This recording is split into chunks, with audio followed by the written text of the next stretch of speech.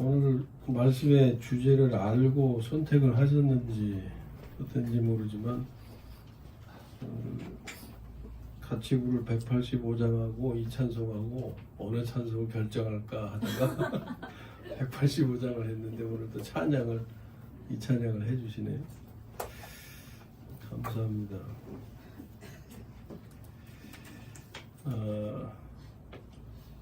얼마 전에 우리가 부활절을 지냈는데 부활절 후 50일 지나면 무슨 절이 돼요? 성령 강림절이 되죠. 성령께서 오신 되니까. 그래서 성령님에 관한 말씀을 나누려고 했습니다. 우리가 하나님에 대해서 이제 공부를 하게 되면 하나님은 성부, 성자, 성령으로 호칭이 되잖아요. 세 분이란 존재가 아니고 그때 그 하나님이 계시하신 대로 불려지는 이름입니다. 한 분이 그렇게 불려지기 때문에 삼위일체 이렇게 그런 표현으로 하나님을 우리가 표현하죠. 우리가 성부 하나님도 믿고 성자 하나님도 믿고 성령 하나님도 믿어요. 그런데 믿으려면 알아야 되잖아요. 모르고 믿으면 맹신입니다. 그게 지나치면 광신이라고 그랬죠. 그러면 우리가 알고 믿는 그 하나님, 성부 하나님, 성자 하나님은 성령 하나님을 알아야 알 수가 있어요. 성령 하나님을 모르면 성자 하나님도 알 수가 없고 성부 하나님 더욱더 알 수가 없어요. 왜 그러냐면 우리가 말씀을 나누면서 성경의 내용을 하나님이 베푸신 은혜에 대한 내용으로 교리라 그러죠. 성경은 기독교라고 하는 종교가 전하고 있는 교리예요. 근데 그것이 우리의 삶에 실제가 되는 게 목적. 실제가 돼야 되잖아요. 실제가 되지 않으면 아무리 좋아도 그림의 떡이에요. 그림의 떡. 아무 의미가 없어요. 이 모든 것을 실제 되게 하시는 분이 바로 성령님이십니다. 예? 성령님. 그래서 그분을 통해서 우리가 예수님을 성자 하나님을 실제적으로 알 수 있고 성부 하나님을 실제적으로 알 수가 있게 되는 거예요. 그렇지 않으면 알 수가 없습니다. 그리고 중요한 것은 이제 하나님이 우리를 위해서 베푸신 은혜, 성취하신 은혜가 우리의 삶의 실제가 돼야 되는 거잖아요. 그 실제 되게 하시기 위해서 성령이 오신 거예요. 그래서 성령이 오신 목적이 그런 것입니다. 그러한 내용의 말씀을 오늘 좀 나누려고 해요. 그러면 하나님이 우리를 위해서 성취하신 은혜, 그 내용이 뭔지 그게 우리 각자의 삶이 되어야 되잖아요. 그렇지 않으면 아무 의미가 없어요. 그래서 우리의 삶에 실제되게 하시려는 것이 무엇인지에 관한 내용을 오늘 나누고 그것이 정말 우리의 삶의 내용이 되시기를 주님의 이름으로 축원합니다. 본문에 제가 이제 기침이 나와서 좀 억제하려다 보면 이런 모습도 나오니까 좀 불편하셔도 양해해 주시기 바라요. 본문 18절 19절은 구약의 이사야서에 기록된 말씀을 인용한 것입니다. 그 내용은 그리스도에 관한 거예요. 그리스도라는 말의 의미는 구원자, 구세주라는 의미예요. 이 그리스도가 인간 예수로 나타나셨죠. 그래서 그분이 지금 그 시대의 회당에 들어가셔가지고 자기에 대한 말씀, 그 이사야서에 대한 말씀을 지금 이렇게 들려주고 있는 거예요. 예수님이 오셨을 때 사람들은 이 예수님이 그리스도인 줄을 알지 못했습니다. 예수님을 통해 이 말씀을 자신의 삶에서 체험한 후에야 비로소 예수님이 그리스도이심을 알게 된 거죠. 그래서 그때부터 예수 그리스도라는 호칭이 생겼습니다. 이것은 지금 우리의 경우도 마찬가지예요. 예수님이 그리스도이심을 알지 못하는 사람이 많아요. 심지어 교회 안에서도 그런데 우리가 예수님이 그리스도이심을 알게 되는 것은 이 말씀을 자신의 삶에서 체험할 때입니다. 이게 이제 뒤집어 말하면 이 말씀을 체험하지 못하면 결코 예수가 그리스도이심을 알 수가 없는 거예요.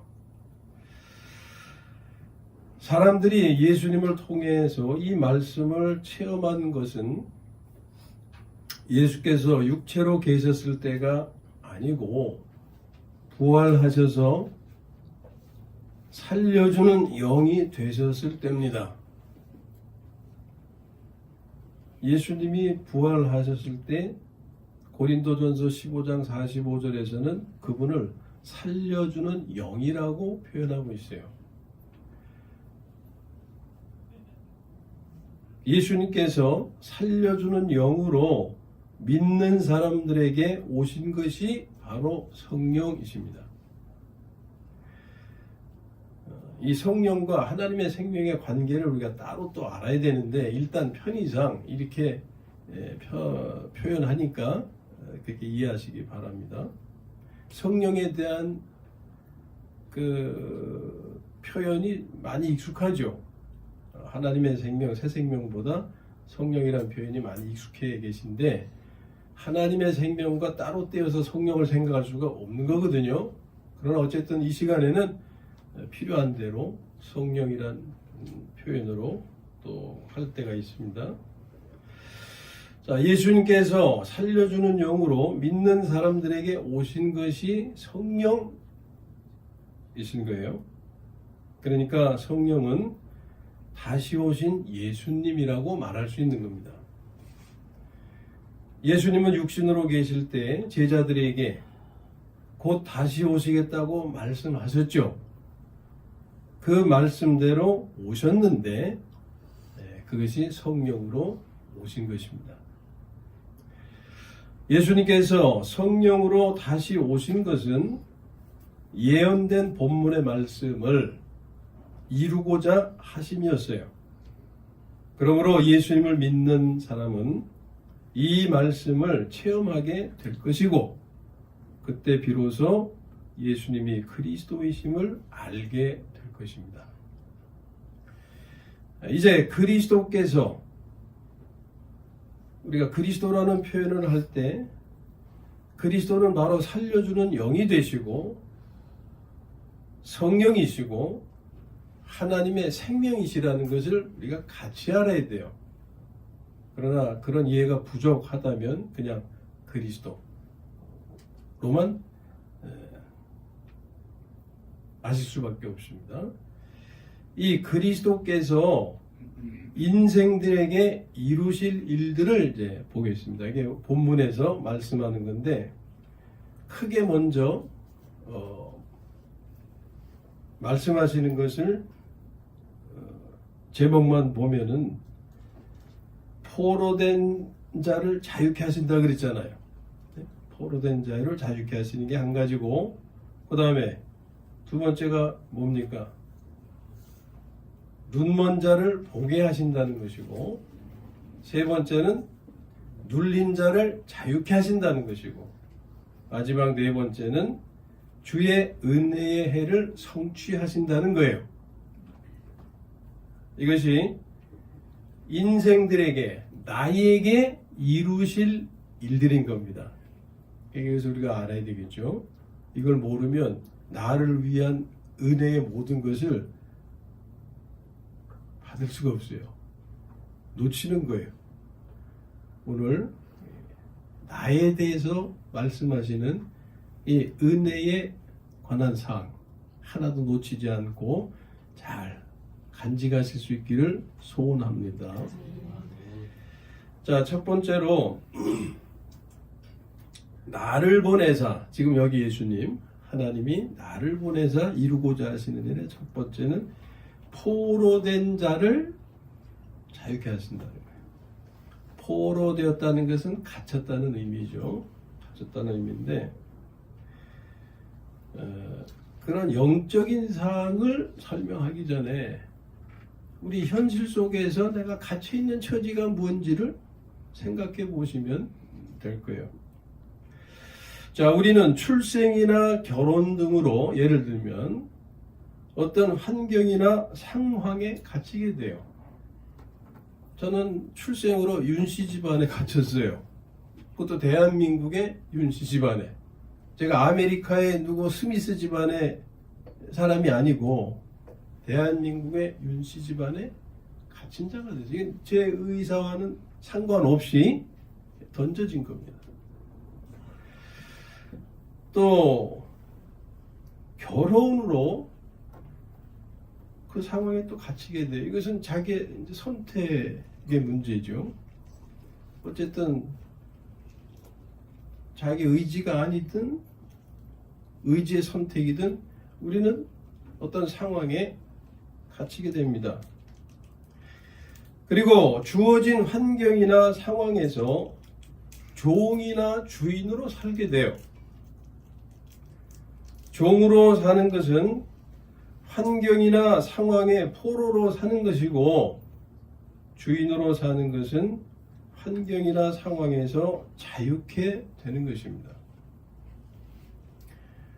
우리는 자신이 태어난 가정이나 결혼한 상대가 마음에 안 맞을 수도 있어요.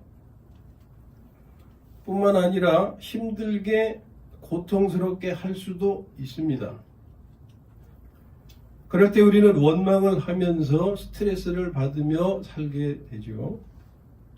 그것은 종으로 사는 것이며 그렇게 살면 마음과 몸이 병들게 됩니다. 그런 삶은 죽을 맛이고 그 결과는 영혼도 몸도 죽는 거예요.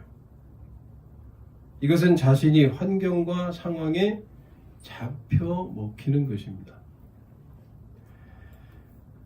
이러한 상태에서 자유케 되어야 된다고 말해요. 자유케 하시려고 오셨다 하는 거예요. 그럼 자유케 된다는 것은 뭐냐? 반대 상황이겠죠.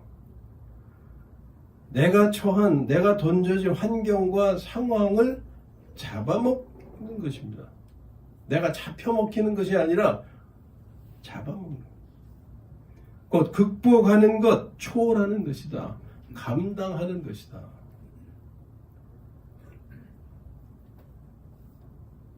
하나님께서 자유케 하시는 방법은 환경과 상황을 바꾸어 주시는 것이 아니고 그 상태에서 감당할 수 있게 하시는 거예요. 이는 환경을 바꾸시기 전에 먼저 그 사람을 살게 하시기 위함입니다. 이 순서를 따라가다 보면 환경과 상황도 바뀌게 돼요. 그런데 환경과 상황이 먼저 바뀌는 게 아니고 그 환경과 상황을 감당해야 되는 내가 먼저 바뀌어야 된다 그 말이에요. 하나님은 이 순서가 바뀌는 법이 없어요. 먼저 환경을 바꾸시질 않는데, 왜냐하면은 사람 자신이 바꾸어지지 않으면 환경 바꾸어 주셔도 다시 새로운 환경에 갇히게 돼.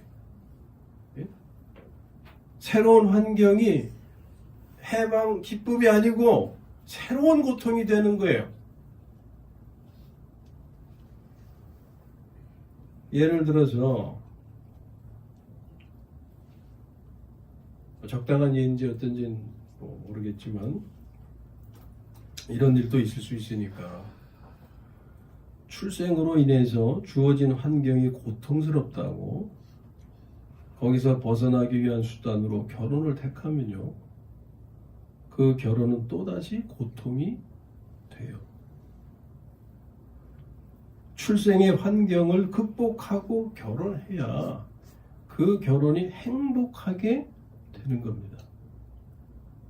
이게 하나님의 은혜의 방법이다, 그 말이에요.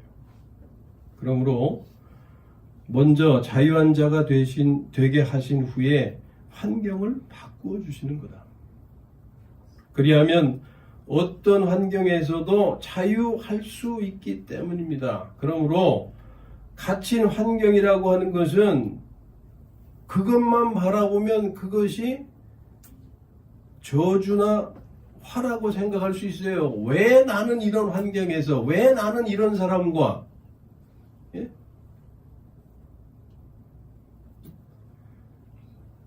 그런데 하나님의 뜻, 하나님의 인도하심을 알게 되면 이것은 저주나 화가 아니라 복인 거예요. 왜? 나를 새롭게 하시고 나를 살게 하시고, 어떤 환경에서도 내가 자꾸 아무리 환경이 좋아도 감당 못하면 나는 죽을 지경인 거예요. 그러나 환경이 좀 좋지 않아도 감당할 수 있는 사람이면 다 그 환경도 천국이 따로 없는 거예요. 초막이나 궁궐이나 어디가 천국이에요? 주님이 함께 하신 곳이 천국이다 그랬어요.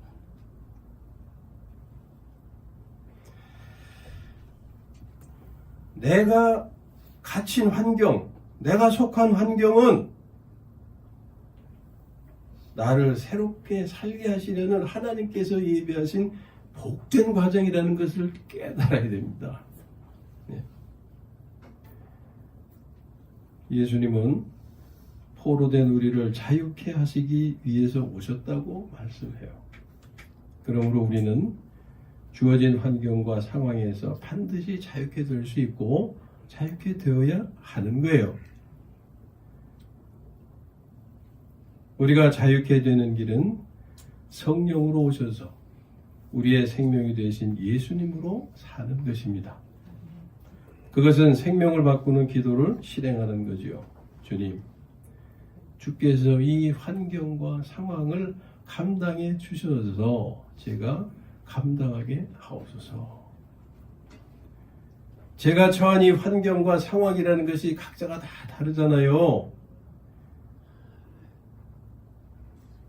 내가 처한 이 환경과 상황, 나를 괴롭히는 사람 또는 질병을, 또 연약한 몸 상태를 주님께서 감당해 주셔서 제가 감당케 하옵소서.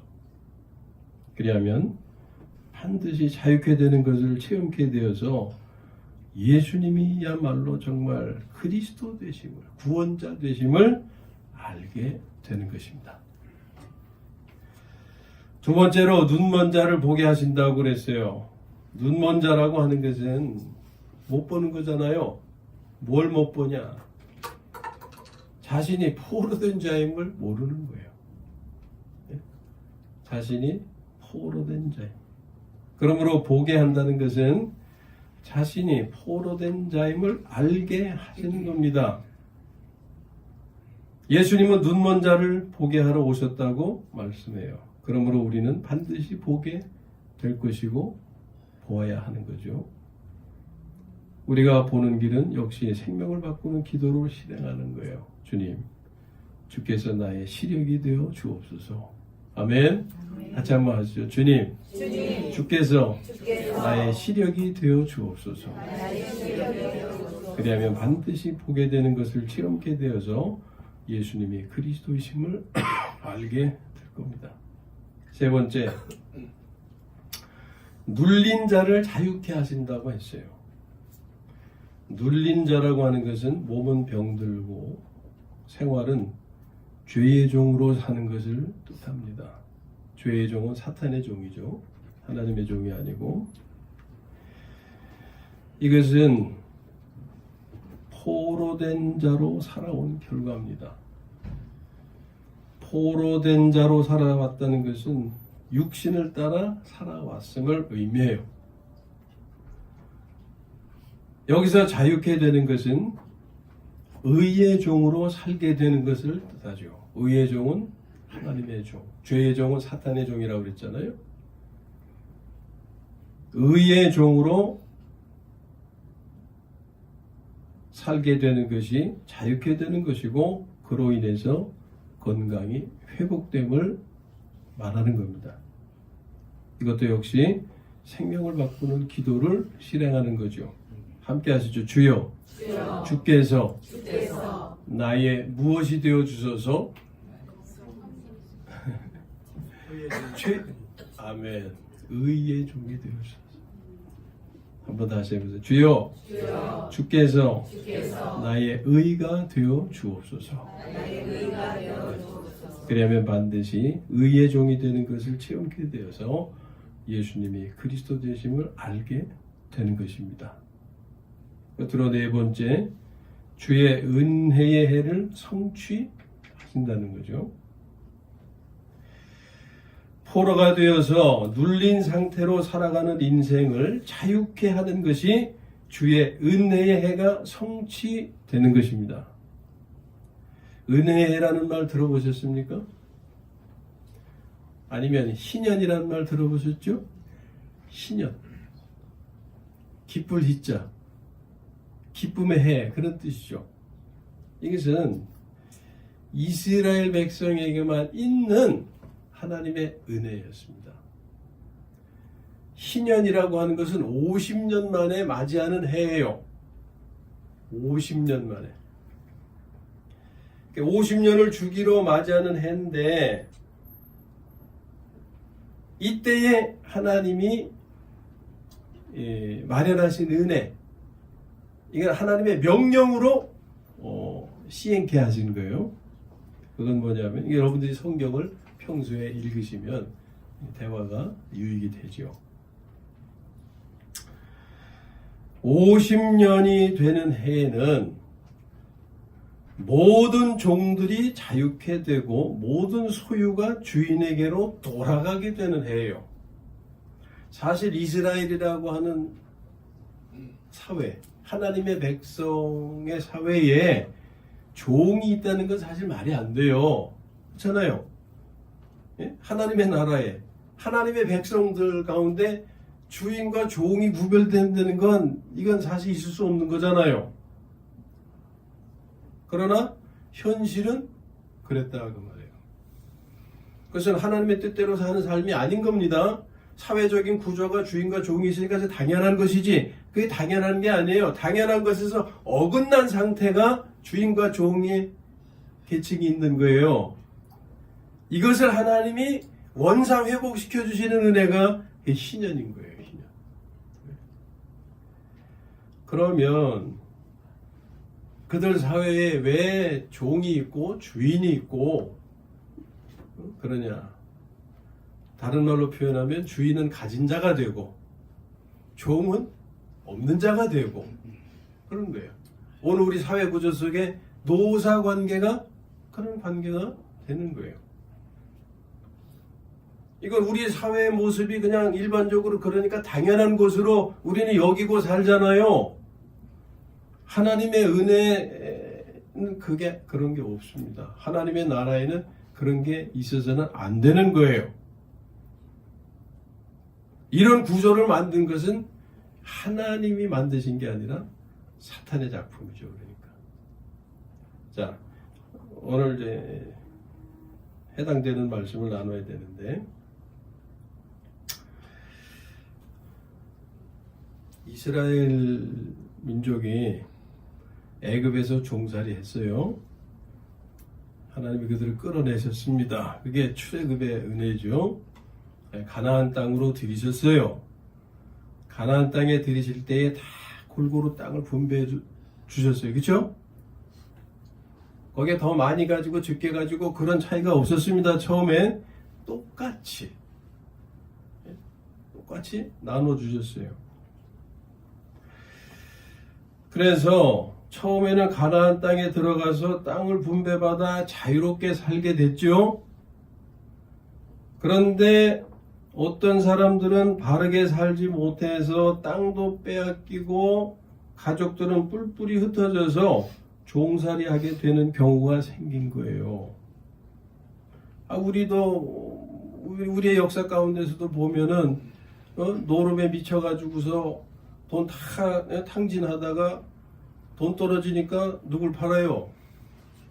자식들 팔고 마나님도 팔고 팔 게 없으니까 자기도 팔아서 종으로 가고 이런 일이 생기는 거예요. 이게 이스라엘이라고 다를 게 없는 거예요. 왜?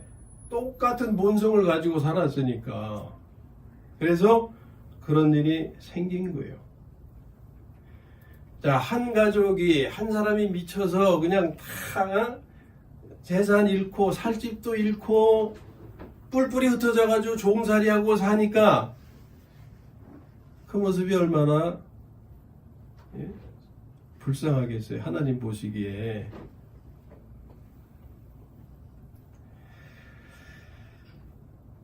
그래서 하나님은 이런 삶을 불쌍히 여기셔서 50년마다 모든 것을 원위치 시키도록 하신 것입니다. 참 어떻게 보면은 우리 욕심이지만 10년마다 그렇게 하시지.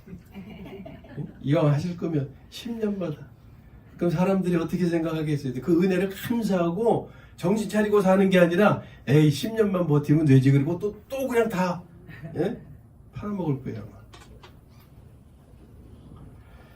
50년.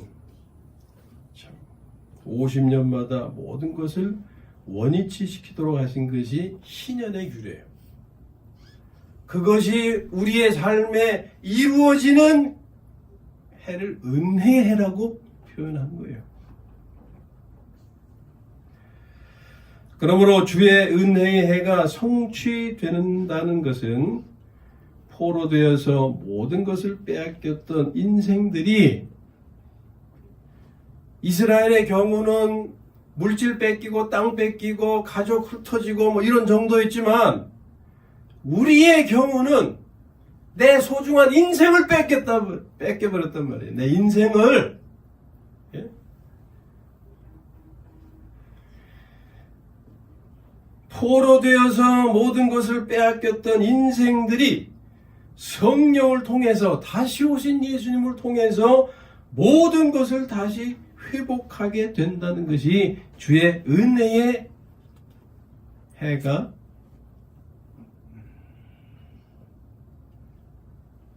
주의 은혜의 해를 맞이한다는 의미예요.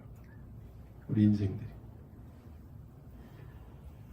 그러니까 성령님이 오신 것은 성령이 오신 이유에 대해서 많은 말씀이 있겠지만 오늘 우리에게 말씀해주고 계시는 것은 성령께서 오신 것은 인생들의 빼앗긴 삶을 회복시켜 주시기 위함이라는 거예요. 그리고 다시는 빼앗기지 않게 하시기 위함이다. 이미 구약에서 그런 예언의 말씀이 있어요. 요엘서 2장 25절 26절 말씀 보면 이런 표현이 있는데 이런 표현이 이것과 상관이 있으리라고는 전혀 생각 못할 거예요. 뭐냐면 내가 전에 너희에게 보낸 큰 군대 곧 메뚜기와 느치와 황충과 팥중이가 먹은 횟수대로 너에게 갚아주리니. 군대 그러니까 무슨 사람들 생각을 하실 수 있겠지만 그 다음에 뭐예요? 메뚜기와 느치와 황충과 팥중이 곤충들이죠. 메뚜기과가 성장하는 단계마다 그 붙여지는 이름이에요. 그래서 그 시기마다 그놈이 요만큼만 먹으면 그 다음 단계에선 나머지 또 그만큼 먹어버리고 또 더 먹어버리고 해서 다 먹어버리는 거예요. 자, 이런 해를 너희가 받게 되지만 그 먹은 횟수대로 너희에게 갚아 주리니 너희는 먹되 풍족히 먹고 너에게 놀라운 일을 행하신 너희 하나님 여호와의 이름을 찬송할 것이라. 내 백성이 영원히 수치를 당하지 아니하리로다. 아멘. 쉽게 말하면 그예요. 내가 잘못 살아서 많은 걸 잃어버렸어요. 많은 걸 잃어버렸어. 근데 하나님의 은혜를 알고 이제 하나님의 뜻대로 살기 시작하면 이전에 잃어버렸던 것하고는 비교할 수 없는 그런 삶으로 내가 회복시켜주고 채워주시겠다. 이런 약속이다. 그 말이에요. 이게 뭘 통해서 이루어질 수 있겠어요? 성령님을 통해서.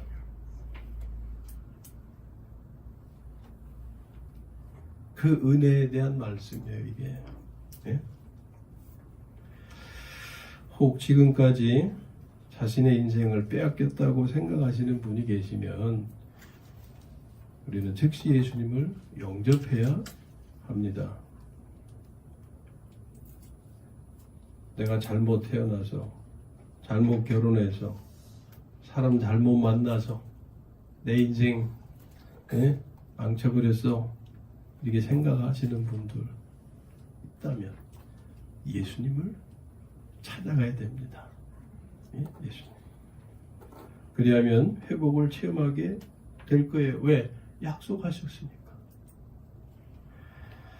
그 회복은 이전에 잃어버렸던 것과는 비교도 되지 않는 좋은 것입니다. 바울은 이전 것을 뭐라고 그랬어요? 배설물이라고 그랬잖아요. 바울이 예수님을 통해서 성령님을 통해서 회복한 것은 하나님의 나라 천국이었어요. 내용적으로는 의와 평강과 희락과 안식과 겸손과 긍휼과 용서와 사랑과 기타 등등 성령의 열매로 풍성한 그런 삶을 이룬 거죠. 예수님을 이미 영접하신 분들은 성령을 쫓아서 하나님의 생명으로 살아야 합니다. 왜냐하면 그리해야 더 이상 빼앗기지 않게 되기 때문이에요. 예수님을 영접했어도 성령을 쫓아 살지 않으면 육신대로 사는 것이고 육신대로 살면 또다시 포로가 되어서 자신의 삶을 빼앗기게 되는 거예요. 50년 만에 모든 것이 다 회복되어서도 50년 그 이후에 또 똑같이 살면 또 잃어버린다고 말해요. 예? 한번 그렇게 했으면 이제 정신 차리고 이젠 잃어버리지 말아야지. 내가 저건 내가 지켜야지 하면서 내 삶을 지켜가야 빼앗기지 않는다. 이것을 상징하는 것이 이스라엘의 바벨론 포로 경험입니다. 애굽에서의 탈출은 예수님을 영접함으로 이루어지는데 성령을 쫓아 살면 가나안에 들어가게 되죠. 그럼 가나안에 들어가는 것은 이전에 빼앗겼던 것을 회복한 것입니다. 그 후 교만해져서 육신대로 살면 가나안에서 쫓겨나 바벨론의 포로로 잡혀가게 되는 거예요. 이는 다시 자신의 삶을 빼앗기는 것입니다. 그러다가 돌이켜 성령을 쫓는 삶을 회복하면 다시 가나안으로 돌아오게 되죠. 이는 다시 자신의 삶을 회복하는 거예요. 이스라엘의 역사가 다 이런 진리를 담고 있어요. 그림처럼 보여주는 거예요. 예? 그러므로 이제 우리가 알아야 할 일은 이 마음에 새기셔야 됩니다.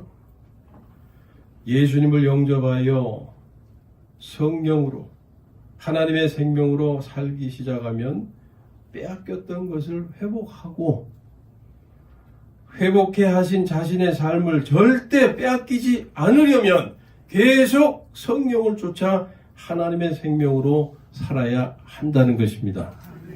성경이 그걸 말씀하고 있는 거예요. 계속 창세기서부터 요한계시록까지. 예수님은 성령으로 다시 오셨습니다. 예수님을 영접하면 성령께서 내 안에 오셔서 나의 생명이 되시죠. 성령은 빼앗긴 내 삶을 회복시켜 주시고 회복된 삶을 절대 빼앗기지 않게 하시기 위해서 오신 것입니다.